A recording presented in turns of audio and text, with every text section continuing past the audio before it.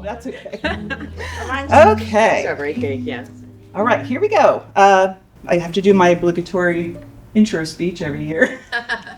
Welcome, bakers, friends, and family, to the 2026 Great Anglophile Bake Off. Spring has sprung, at least it's been popping in from time to time. And that means it's time for this group of Anglophiles to rev up their stand mixers, dust off their kitchen scales, and adversely impact the BMIs of their friends and family by forcing them to sample all their various iterations of bakes. Thank you all for your sacrifice, if you've been one of those people.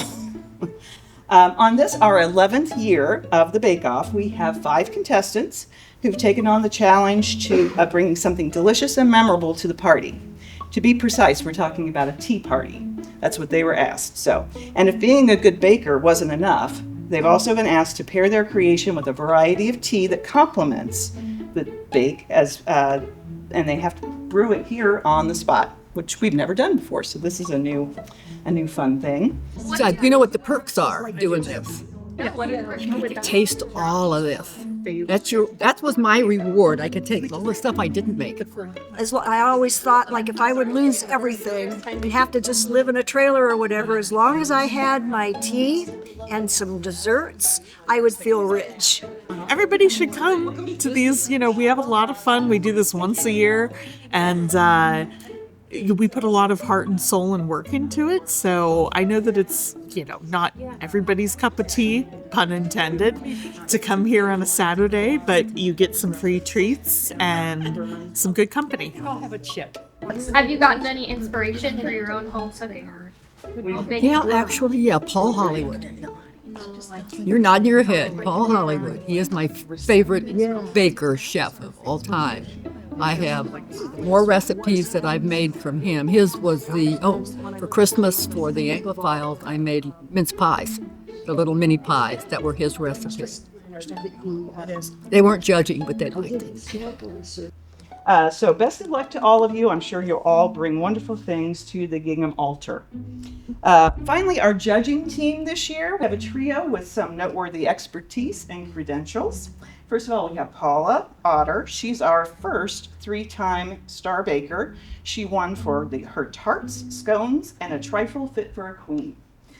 With an outstanding set of baking skills in her arsenal, she's often the provider of themed baked goods for our monthly Anglophile meetings.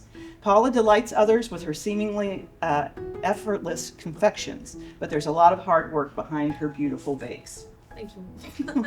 Kathleen Williams was our second contestant to win the Star Baker trifecta. She was victorious in our shortbread competition, as well as 2 themed challenges, one for vintage recipes, which she made mince pies, and our book bakes, where she created a traditional British wedding cake from the book from Sherlock Holmes. Kathleen's bakes are full of family tradition, and it's certainly her heartfelt love language. And our third judge was recruited for this position because of her expertise as a tea master. Connie Surek is the manager of this library and hosts a monthly tea club here, where she delights her attendees with information on the history and brewing techniques of teas from many parts of the world. Secretly, she likes to be called governor, so I knew she'd be perfect for this assignment. Thanks, Carmen. Let's talk about our pool of bakers for a moment. We have a mother and daughter combo competing against one another in a situation that we haven't had since the Great Otter rivalry, which ended in 2022, where they don't bake against each other anymore. You gotta, you watch the show and they always kind of have a voiceover of, so-and-so's physio, and they do this, and their hobbies are pickleball or whatever, So I asked everybody to give me some information about them that I could share. So we'll start because Nikki's going to be the first one. This is Nikki. She is a returning baker. She loves reading. She will do all sorts of crafting and art. She works as a custodian at Sharon Elementary, and she baked the night before this competition, and she bakes for holidays. So tell us what you made today. Okay, so like a pumpkin spiced no-bake cheesecake, and it didn't really set up because it was supposed to be molded into the shape of skulls, but anyway, but it still tastes good. And then my oven broke, so it's a microwave pumpkin cake, and I made some toffee crackers. So were you both subject to the oven failure? Well, she has a boyfriend's house she can go to. I'm married, so I don't have that option. And then what tea are you gonna put with? Oh yeah, I started with the tea, which is a ginger peach, and it's a black tea, right? Yeah, that was what I started with, and then I figured that was more like a fall flavor, so then I went with a Halloween thing. So I'm still wearing Halloween, but the bake, and it's still still got the Halloween. Bringing the spooky. Yeah. So yeah. Oh, and this is Raven. She wants to own a bakery. She is a minor, and she loves sweet things. So very appropriate for you to be here today. You're probably only the second minor we've had baking here before, so. Yeah. It is a vanilla cake with a strawberry frosting, which I put vanilla into. And I also put strawberry flavored powdered sugar. So that way that's where you get the strawberries from. And the marshmallows were a last minute add because you can't go wrong with marshmallows. She saw them over here, and she. That's fine to get the better, right? A last minute addition. Yes. It is a strawberry milkshake flavored oolong tea. I've never had an oolong tea before, so I'm very interested in trying it. So I also have an option for boba because boba tea, you can't go wrong with boba tea. Nice. I brought Scottish shortbread and barabri, which is a Welsh tea cake or tea bread, and a chocolate cake. That was the recipe that was given to me said it's an Irish chocolate cake, so I figured I'd get a nice trio going. Nice. And then your tea? My tea is a Earl Grey. It has a little bit of gunpowder tea, green gunpowder. Nice. Did you use that tea In everything. And I will tell you, Leanne is a retired middle school teacher. She's a spoiler of grandkids, and she's been married for 48 years on September 14th. Hi, how are you, Val? Excellent. Welcome. Tell us what you brought today. Okay, I brought beef and leek pasties, which are little hand pies. It took a bit of experimentation because this is what I call these Frankenstein recipes, where you take something from one recipe and something else from another recipe, and you kind of mash them together. But it's supposed to have like veggies and other stuff in it, but there's not enough room in a little bitty thing, to put all that stuff in. So I just kept it to the meat, and then the outer part was from actually a recipe from like apple hand pies, but it's just like the smoothest, most easily to work dough that I've ever worked with. So I knew it would be, it's very forgiving of manipulating and doing everything. So yes, that's as far as this tier stand, I'm proud of myself. This here is supposed to look like kind of English china. I went to a thrift store, I saw a $1 pillowcase, I cut it up and I put Glad wrap, cling wrap on top to make it look, kind of very clever. kind of Britishy anyway. Very creative. Fun facts about Valerie. She's a retired Air Force radar person. Oh, She doesn't like coffee breath, so increasingly drinks tea. And a previous city did the theme tea with a garden club friend. So that's kind of how she came to us. Are you in the tea club here? Yes. Yes. Yeah. So Connie. Yes. Leanne? All right, thank you. Thank you for your service. Hello, Maria. Tell us about what you brought. all right. So I don't like tea. Okay. So I was trying to think of something that spoke to me with my Italian heritage and my love of coffee, but still honoring the British tea food thing. So sorry, I couldn't think of it. So what I have today here is a what the Italians call a colazione, and it is how the Italians would eat breakfast or have their tea. So this is a sfogliatelle. This is a Neapolitan dessert from the 17th century that has made its way still through to today.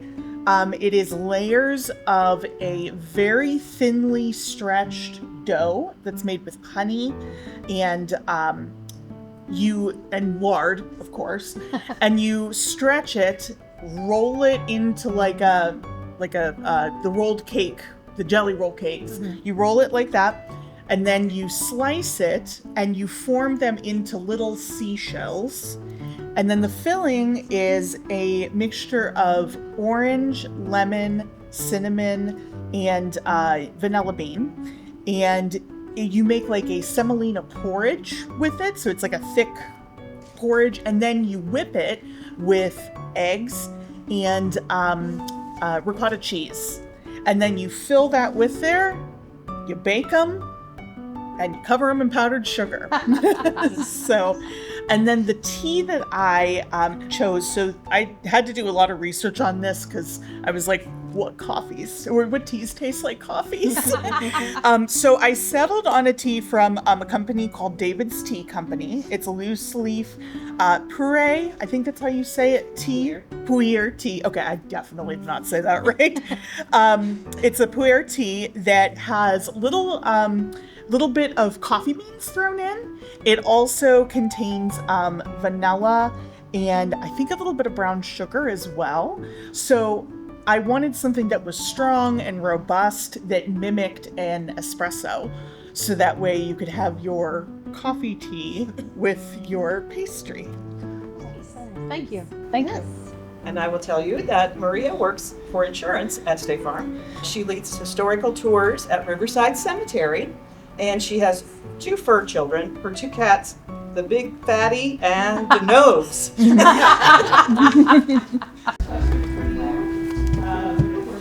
So I'm trying to be mimicking the whole Noel or that new girl type. I don't know if I'm doing. You're doing great. You're doing I'm great. trying.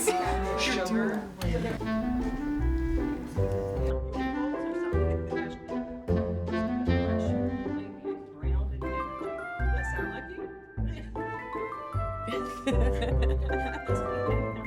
Watched pot never boils. I was just gonna make a joke about that. I was like, oh, you're actually watching the water boil. Like,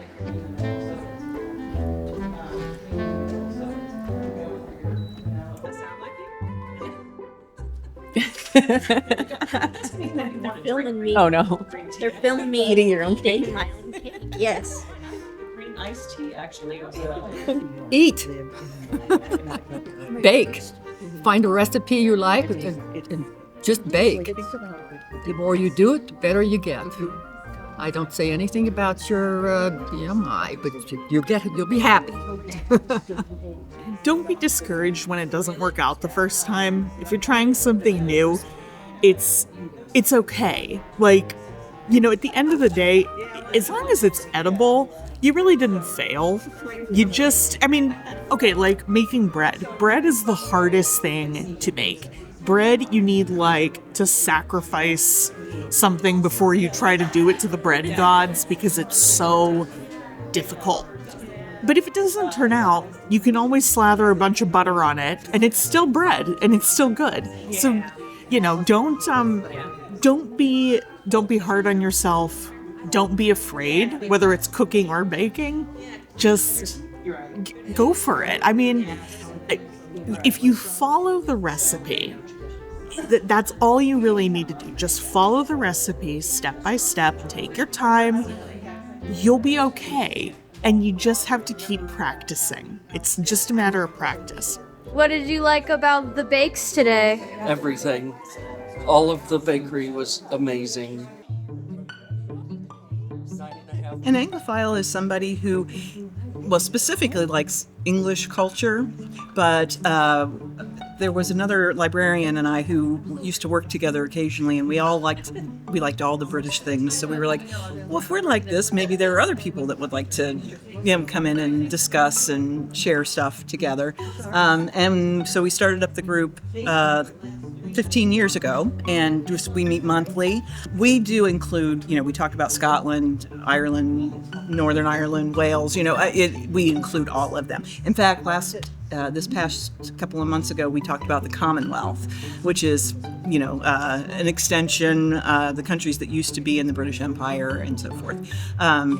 So we kind of go outside of the English borders, but we just really enjoy the culture, the holidays. We talk about different art forms. We talk about sometimes we talk about elections and politics a little bit.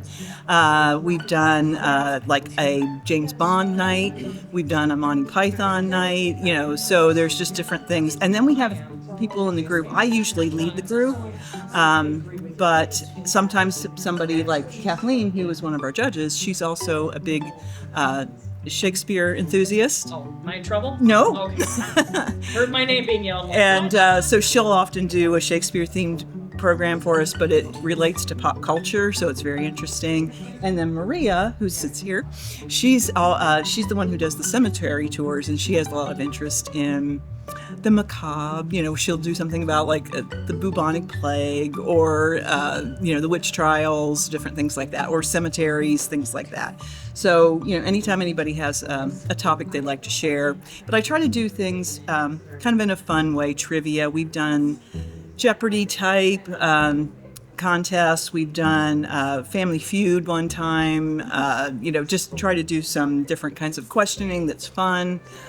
We just talked about David Attenborough, because he's turning 100 in a couple of days, and so we did a David Attenborough Day, and we did Where in the World is Carmen Sandiego for our Commonwealth thing too. So there's just a lot of it. We try to make the learning about it fun, right? And there's always food.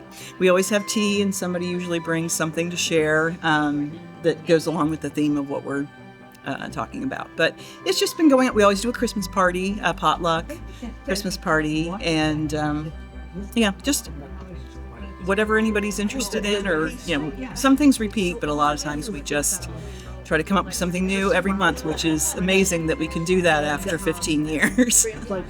So, obviously it's free to do. So in this economy, we all need something free.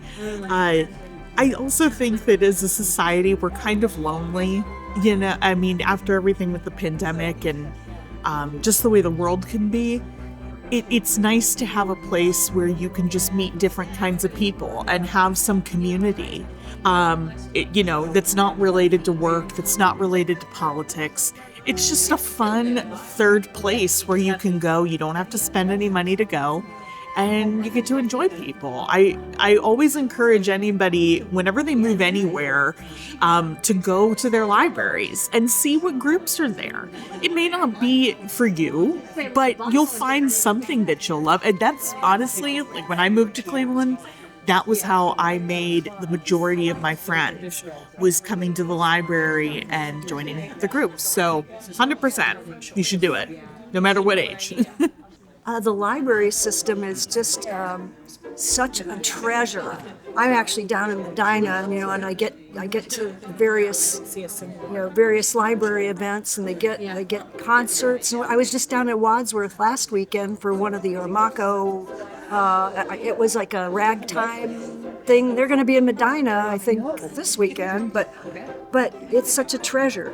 Generally, we meet the first Monday of each month at 6:30 in the Sycamore Room, which is the room we're having this in. On occasion, a holiday or something will change that, but it's you can pretty much count that it'll be the first Monday of the shortening. Okay.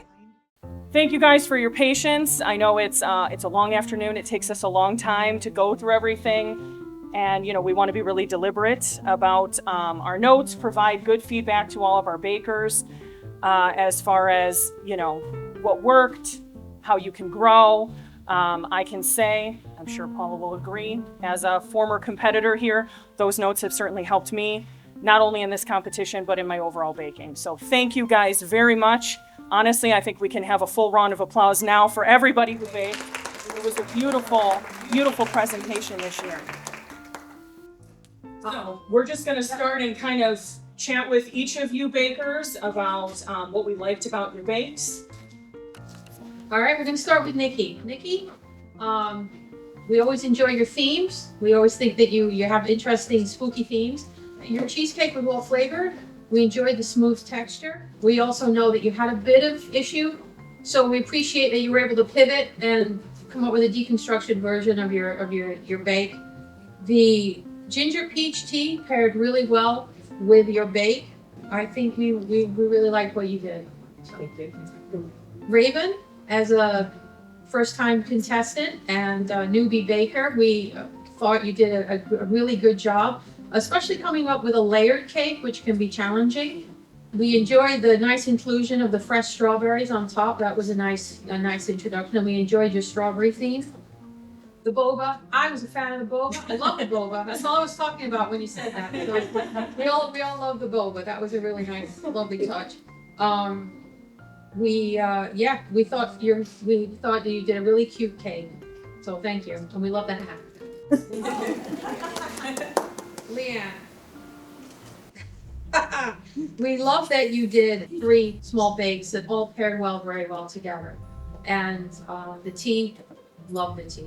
The tea was perfection. Leanne, can I get some more? Leanne? Could I get a top up, please? I'm serious. No, it's okay. A bit more, please. Thank you. A bit more. We liked how classic your approach was. I mean, as soon as you looked at your table, it was very obvious that you came for tea. You were dressed for tea. You had something for everyone. And surprisingly, coming from somebody who is English, the Welsh, Scottish, and Irish in me was very thrilled to see that you kicked the English out today. And did. I've been trying to do that for I know. We'll talk. But really appreciated that you took it in a different direction and gave us something classic but a little unexpected.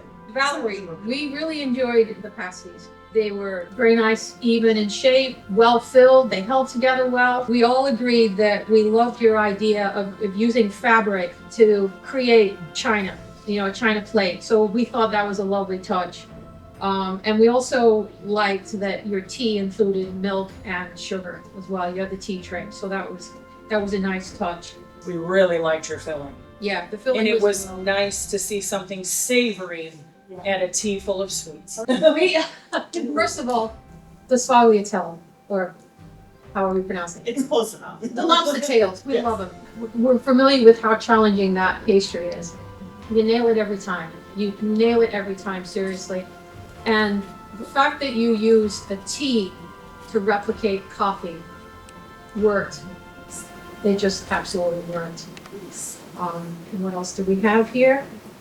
I think I used the word genius. Genius pairing of tea as coffee with your pastry. At least I'm genius in something. There you go.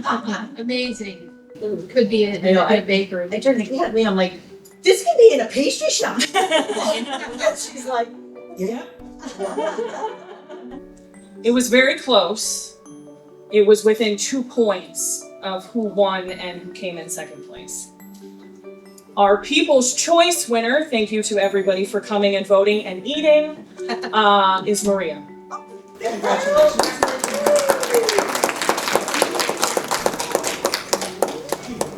And our star baker is Leanne. Congratulations.